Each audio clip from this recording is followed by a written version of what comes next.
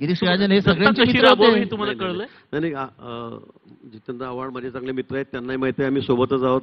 माझी तर 7वी टर्म आहे, मी सगळ्यात सिनियर आहे बीजेपी मध्ये. हो, देवेंद्र फडणवीस यांना पण सिनियर आहात तुम्ही. आठवतो, हो आहे ना, मी आहे ना, म्हणजे पण सर्वात जवळचे मित्र आहेत. निवडून किती येण्यामध्ये प्रयत्न senior करा ते आहे. भांडण लागत नाही. हा, नाही नाही आमचं भांडण लागणार नाही. He is the man Friday of Devendraji Fadnavis. पण आपल्याला कल्पना आहे, मी सुरुवातीला 3-4 टर्म मी विरोधामध्ये होतो. मला अनेक आमिष दाखवली गेली, मला खूप सांगितलं गेलं की इकडे या, तुम्हाला हे करतो, तुम्हाला ते करतो, सगळ्यांनी सांगितलं मला. मी कधीही माझ्या विचाराची प्रतारणा मला शक्यच नाही.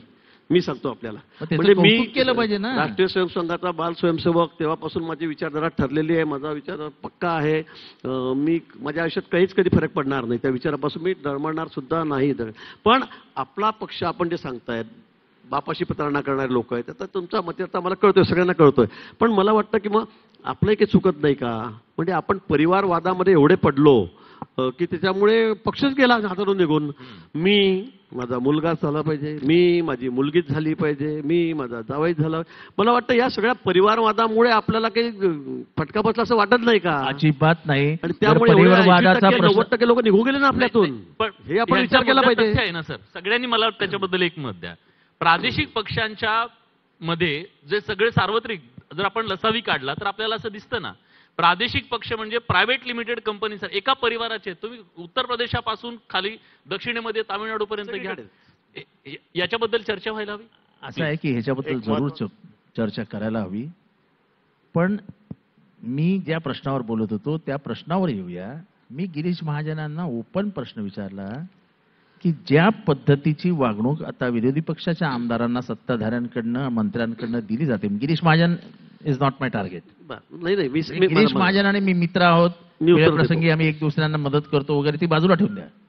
पण गिरीश महाजनांनी अनुभवलेले काँग्रेसचे मंत्री आणि त्यांनी केलेली कामं आणि गिरीश महाजन यांना झालेली मदत आणि सध्याचा राजकारण सांगा. अजित दादांनी मला ओपन सांगितलं होतं बघा, 1 रुपयाचं काम सुद्धा तुझं करणार नाही. तर एकदा दुसऱ्याच अधिवेशनामध्ये मला असं वाटतं दुसऱ्याच वर्षी 95 नंतर माझं त्यांचं समोरासमोर वाद झाला. त्यांनी त्यावेळेला आमदाराचे अधिकारच काढून घेतले.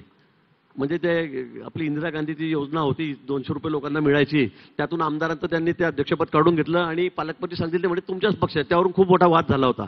आणि त्यावेळेला त्यांनी सांगितलं, माझा त्यांचा खूप वाद झाला. मी त्यांना भाषण करण्याच्या वेळी त्यांच्या आड उभं राहिलो, त्यांना कुठे टीव्हीवर दिसू दिलं नाही, बोर्ड घेऊन उभं राहिलो. त्यामुळे त्यांनी मला सांगितलं होतं 1 रुपया सुद्धा तुला पुढे देणार नाही. आणि त्यांनी मला कधी 1 रुपया सुद्धा, मग नंतर 2-3 टर्म तुम्ही मंत्री होतात त्यावेळेला 1 रुपया सुद्धा दिला नाही. आणि मी सुद्धा दादांकडे आठाणे मागायला सुद्धा गेलो नाही, की मला पत्रही दिलं नाही मी, की मला पैसे द्या, हे मी केलं नाही. मागच्या काळामध्ये मी विरोधी पक्षामध्ये होतो. तुम्हाला माहिती आहे मला काय त्रास झाला. मोका लावला गेला माझ्यावर खोटा. 3 वर्ष 12 दिवसांनी माझ्यावर कोण आलं तरी मी फोनवर धमकी दिली म्हणून पुण्याची केस मुक्ताईनगरला दाखल झाली. 3 वर्ष 12 दिवसांनी मला मोका लावण्यात आला. मला हायकोर्ट, सुप्रीम कोर्टाने थांबवलं म्हणून मी राहिलो. म्हणजे कुठल्याही गोष्टीला अर्थ नाही. नंतर ते सिद्ध झालं, त्या रेकॉर्डिंग केलं त्यातून की कसा फसवला गिरीश महाजनला, कसा याला लंबा घालायचा. नाही तर एखाद्या दिवशी गाडी त्याच्या ड्रग टाकून द्या, याला पकडा, याला 2 वर्ष आत टाका. हा संपला की देवेंद्र फडणवीस संपले, देवेंद्र फडणवीस संपले की भाजप संपली. हे किती वेळा त्यांनी उच्चारलेलं आहे. पोलिसांची मिटिंग, ते सरकारी वकील स्पेशल पीपी त्यांची मिटिंग, सगळ्यांनी षडयंत्र केलं ना. केलं नाही असं नाहीये. तुम्ही म्हणतात त्रास झाला नाही असं नाही. माझ्या एवढा त्रास कुणालाच झाला नाही. तुम्हाला माहिती आहे कोणी दिला. आता मला इथे त्यांचं नावही घ्यायचं नाही, ते संपलेलं आहे आता. पण म्हणून मला असं वाटतं की असं झालेलं नाही. तुम्ही जे म्हणतात ते त्रास आम्हालाही झाला, सगळ्यांनाच झाला, हे आपल्याला माहित आहे.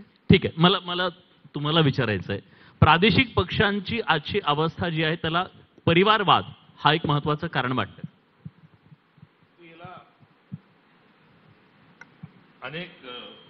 अनेक कांगोरे आहेत. मात्र मुळात जो आपण सुरुवात या चर्चेची, या सेकंड राऊंडची करताना, सत्ता हा आता परवलीचा शब्द झालाय आणि सब कुछ सत्ता. त्यामुळे विचारधारा, संघटन आणि ते विचारधारा आणि आपला जाहीरनामा, वचननामा घेऊन लोकांपर्यंत जायचं, मतांचा धोका मागायचा, निवडून यायचं आणि आपल्या विचाराच्या अनुषंगाने आणि दिलेल्या आश्वासनाच्या अनुषंगाने राज्यकारभार चालवायचा. हे भारताच्या लोकशाहीतलं हे जे मूल्य होतं हे आता या सत्तेच्या मस्तीत कुठेतरी हे हरवत चाललंय. खरंय, तुम्ही कोणत्या विचाराचे आहात काय त्याच्याशी नाही, उठसूट सगळेजण सत्ता सत्ता सत्ताचा जो आता भोंग्या वाजत चाललाय, यामध्ये विचार जो आहे हा बाजूला पडतो, हे खरं. नंबर 2, हे सत्तेचा शब्द एवढा महत्व का आलं तर निवडणुकांमधला जो खर्च आहे, निवडणुकीत जो पैसा फेक तमाशा देख नावाचा जो खेळ चालू आहे हा आता निर्लज्ज पद्धतीने त्यांनी आता एक स्वरूप त्यांनी घेतलेलं आहे आणि त्यामुळे निवडणुकीमध्ये पैसा, जात, धर्म या दुसऱ्या बाजूने, या दोन बाजूंमुळे प्रादेशिक पेक्षा काय एकंदरीत सगळ्याच राजकारणाची वाट लागत चालली आहे. प्रादेशिक पक्षांच्या मध्ये जी महत्वाकांक्षा आहे त्याच्याबद्दलची चर्चा झाली, परिवारवादाच्या बद्दलची चर्चा झाली, वैचारिक गोंधळ सुद्धा आहे का? 100% आपण जे चर्चा केलेली आहे, वारंवार भारतीय जनता पार्टी हे म्हणतं की आम्ही विकासाची राजनीती करतो. विकासाची राजनीती करताना आपण या देशाचा विनाश किती केलेला आहे. आज मला असं वाटतं की मागच्या 10-15 वर्षामध्ये घोटाळा, सिंचन घोटाळा, खनन घोटाळा, बँक घोटाळा आणि काही महिन्यानंतर ज्यांनी घोटाळा केले ते आज कुठे गेले, कुणाच्या सोबत आहे. आणि अनेक उदाहरण आहे. आताच म्हटलं तुम्ही हसन मुश्रीफला, नारायण राणे साहेब त्यांच्याबद्दल काय बोलत होते. असे किती मंत्र्यांचे नाव मी सांगू की जे आज त्यांच्याकडे गेल्यानंतर हे आज तर सत्य परिस्थिती झालेली आहे की त्यांच्याकडे जे वॉशिंग मशीन आहे त्याच्यामध्ये टाकलं की सगळं क्लीन होतं. तर हे कोणीही आपल्या मर्जीने केलेले नाही आहे. आम्ही मोठे पक्ष फोडलेच नाही. खरं सांगतो, मी सांगतो, पुन्हा सांगेल की परिवारवाद. आज मला सांगा, अजितदादा बाहेर पडलेत. का पडले बाहेर? आज अजितदादासारखं सक्षम नेतृत्व होतं, राज्यभराला ते मान्य होतं, एनसीपी मध्ये ते मान्यच होतं. आता तुम्ही त्यांना डावलून तर स्वतःच्या